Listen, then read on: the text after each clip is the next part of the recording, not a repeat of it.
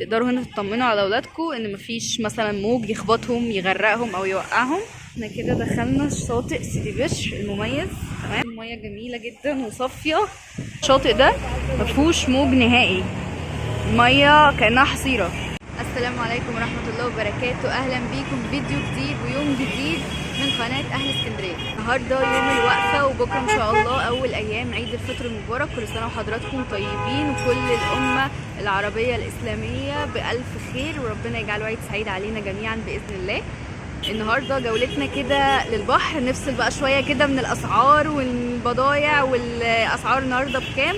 نفصل كده شويه ونشوف الجو الجميل ده بتاع البحر، ونشوف برده معاكم اسعار الشواطئ في اسكندريه، رسوم الدخول بتاعتها كام. بس ان احنا كل سنه كده في عيد الفطر متعودين ان احنا ننزل البحر. خلاص الصيف طلع ودرجه الحراره خلاص علت. اسكندرانيه كل سنه متعودين في عيد الفطر دايما بنعيد بنيجي ننزل البحر كده زي ما انتم شايفين. نشوف كده اسعار دخول الشواطئ معاكم. احنا كده في منطقه محمد نجيب دلوقتي كده في شاطئ السرايا. تمام، هنشوف رسوم الدخول مع بعض على كذا شاطئ كده. احنا عند شاطئ السرايا العام، رسوم الدخول بتاعته 5 جنيه اهو. ماشي زي ما انتم شايفين كده، البحر جميل تمام ونظيف لحد دلوقتي يعني الحمد لله. ماشي تعالوا كده نشوف شاطئ تاني. شاطئ السرايا ده كده في محمد نجيب، احنا عند الاشاره اهو. في برضو شاطئ تاني في وشه على طول. دخول شاطئ اسحاق حلمي، سعر التذكره بتاعته كده 15 جنيه. تمام، احنا كل ده لسه في محمد نجيب، لسه هندخل على شاطئ سيدي بشر. الشاطئ ده كده اميز حاجه فيه ان هو كبير وواسع، يعني بصوا كده مساحته كبيره جدا زي ما انتم شايفين كده. ماشي ونظيف تمام، هو شاطئ مميز اصلا، يعتبر من اكبر شواطئ اللي في اسكندريه كلها، بحيث ان هو زي ما انتم شايفين كده مساحته كبيره جدا. تمام، وزي ما قلت رسوم الدخول فيه 15 جنيه للفرد. طبعا كده لسه في محمد نجيب زي ما انتم شايفين كده، خط البحر اهو. الدنيا زحمه جدا عشان احنا خلاص بكره اول ايام العيد، اللي عنده مصلحه خلاص بيقضيها النهارده، اجازه 3 ايام. طبعا بعد الفطار هيبقى الدنيا زحمه اكتر من كده بكتير، عشان كده انا اخترت ان انا اصور دلوقتي، ان بعد الفطار الدنيا هتبقى واقفه حرفيا، بالذات في المنطقه دي. سيدي بشر معروفه دايما ان هي منطقه مصايف ومنطقه تجاريه ودايما زحمه زي ما انتم شايفين كده. الدخول 15 جنيه للفرد، ده باب الدخول الثاني، وزي ما انتم شايفين كده الشاطئ تمام واسع. تعالوا نكمل كده ونشوف باقي اسعار الشواطئ ايه. طبعا اقل حاجه في الشواطئ برسوم الدخول 5 جنيه، ده اقل حاجه. طبعا في شواطئ بتبقى عام بدون رسوم اصلا، دي في منطقه المندره. في شاطئ المندره ده شاطئ عام. احنا برضو لسه كده مازلنا في منطقه محمد نجيب، دوران محمد نجيب اهو. احنا كده عند شاطئ ايناس حقي، رسوم الدخول فيه كده 10 جنيه. تمام، اللي فات ده كان اسحاق حلمي، وده كده ايناس حقي. الاولاني 15 جنيه وده كده 10 جنيه. احنا كده شاطئ ايناس حقي ده كده في وش دوران محمد نجيب بالظبط. منطقه سيدي بشر من المناطق المميزه بالمصايف عموما. انا هحاول ادخل شاطئ كده برضو نشوف كده شكل الميه، شكل بحر اسكندريه كده. البوابه رقم 3 لشاطئ ايناس حقي. ايه حضرتك مسؤول عن الشاطئ هنا؟ شغال تبع الشاطئ. تبع الشاطئ. رسوم الدخول عندنا كام هنا في ايناس حقي؟ 10 جنيه. 10 جنيه بس. هو الشاطئ ده 3 بوابات صح؟ بوابه 2 3. بوابه 2 و3. انا شغال بقى بوابه واحد، هي دي اول بوابه كده المفروض، مش الاولانيه. تمام، دي كده اول بوابه في وش الدوران بتاع محمد نجيب بالظبط. كل سنه وحضرتك طيب. شكرا لحضرتك.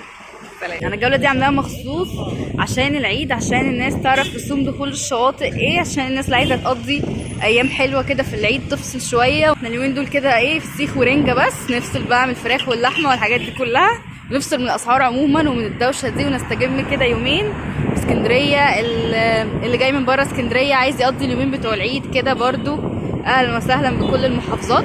طبعا اساسي اهل اسكندريه معانا، هم اهل البحر ده كله واهل المنطقه دي كلها. ماشي نستجم برضو كده كام يوم في العيد، ونقضي يومين حلوين كده عشان نرجع تاني للاشغال والمدارس والامتحانات وكل الوش ده. ربنا ان شاء الله يجعله عيد سعيد كده ونفرح فيه شويه. زي ما انتم شايفين كده شكل البحر جميل جدا النهارده الحمد لله، يعني على حظنا في العيد الجو اتعدل شويه، مفيش شتاء مفيش هوا. يا رب بس يستمر كده لحد ايه ما العيد يخلص. وصلنا معاكم كده لمنطقه سيدي بشر. احنا كده اهو عند مسجد سيدي بشر. احنا كده الناحية التانية عند الشاطئ سيدي بشر المميز رسوم الدخول فيه برضو 15 جنيه. تمام، هي الاسعار بتتراوح من 5 ل 15 جنيه تقريبا يعني. بس عايزة اجيب لكم كده المنظر الجميل ده. بصوا كده شكل البحر.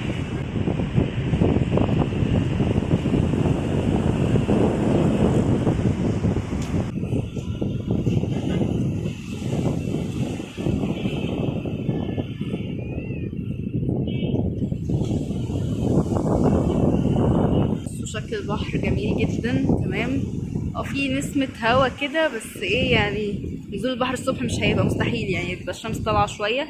دلوقتي كده بقينا العصر، فاضل بالظبط ساعتين على الفطار، وبعد كده الشوارع دي كلها بقى هتقف في سيدي بشر وفي كل الاماكن طبعا بعد الفطار يوم الوقفة. احنا كده دخلنا شاطئ سيدي بشر المميز. تمام، قلنا الرسوم بتاعت 15 جنيه. بقى كده البحر من قريب.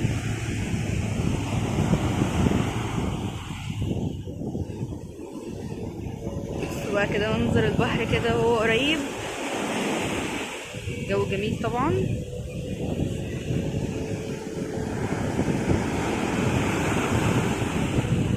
كده في منطقة سيدي بشر، شاطئ سيدي بشر المميز. البحر اهو نضيف جدا. تمام، طبعا في الصيف ما بيبقاش كده للاسف من كتر الناس بقى والزحمة وكده، للاسف بيبقى فيه بقى زبالة وحاجات كده. بس هو لحد دلوقتي ايه اهل اسكندريه بالذات يقدروا يستمتعوا بيه في العيد لحد دلوقتي بالنظافه اللي هو فيها دي. الى حين بقى الصيف ربنا ايه يسهل. بصوا كده المنظر الجميل ده، احلى يعني احلى مكان للتصوير واحلى وقت للتصوير. طبعا ده احلى وقت الواحد يقضي فيه يومين حلوين في اسكندريه، هو الوقت اللي احنا فيه ده، اللي هي بدايه دخول الصيف، لا هو الجو حر قوي ولا ساقع قوي، وبالهدوء اللي احنا شايفينه ده كده قبل زحمه الصيف. دي كده بوابة دخول أساسية لشاطئ إدوارد خراط، بس طبعا هو عشان رمضان كان فيه الخيمة الرمضانية. طبعا كده في منطقة سيدي بشر، بس وصلنا عند شارع خليل حمادة أمام البنزين اهو، شارع خليل حمادة قدام بالظبط شاطئ ميرامار المميز. الدخول بتاعته 15 جنيه. وكان حاجة تقريبا مميزة في الشاطئ ده ان هو فيه رملة وفيه قاعدة على الأرض كده، يعني في ممكن تقعد، في ناس ما بتحبش الرملة قوي أو بتزهق من البحر بسبب الرملة، في كده كراسي وانتوا قاعدين ممكن ايه تبقوا ناحيه البحر وشايفين اولادكم، وفي نفس الوقت انتوا الرمله مش طايلكم. وفي طبعا قاعده ناحيه الرمله قدام، ماشي للي عايز كده واللي عايز كده، برده نفس الرسوم مفيش اختلاف. وصلنا عند منطقه بير مسعود، طبعا من الاماكن الجميله اللي هي لا فيها فلوس تدفعها وانت داخل ولا اي حاجه، تقدر تيجي انت وولادك تجيب اكلك تجيب شربك وتعالى اقعد هنا انت واسرتك وانبسطوا بالعيد. طبعا مكان غني عن التعريف لاهل اسكندريه، بس اللي بيتفرج عليا من بره اسكندريه او من بلاد تانية انا شايفه فيه ناس كتير مغاربه وجزائريين. طبعا انتم منورين القناه، ماشي. اللي ما يعرفش انا بحاول اعرفكم المناطق بس اللي انا بصور فيها.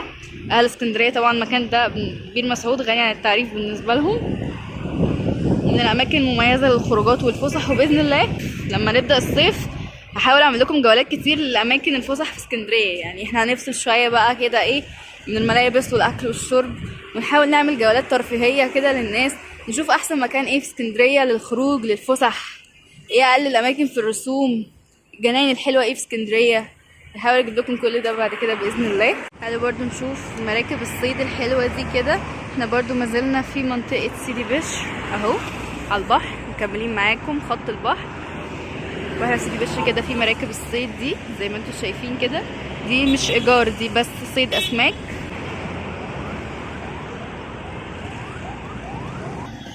دي برضو كده واحنا ماشيين الشاطئ اللي احنا شفناه من ناحيه المراكب ده اسمه شاطئ فريسكا المميز. سعر الرسوم برضو بتاعته 15 جنيه، برضو هو واسع كده. تمام، اغلبيه الشواطئ اللي اسعارها 15 جنيه ما بتبقاش يعني ايه، بتبقى واخده مساحه كبيره. شواطئ ب10 او ب5 بتبقى مساحتها شويه صغيره، او بيبقى شاطئ عام.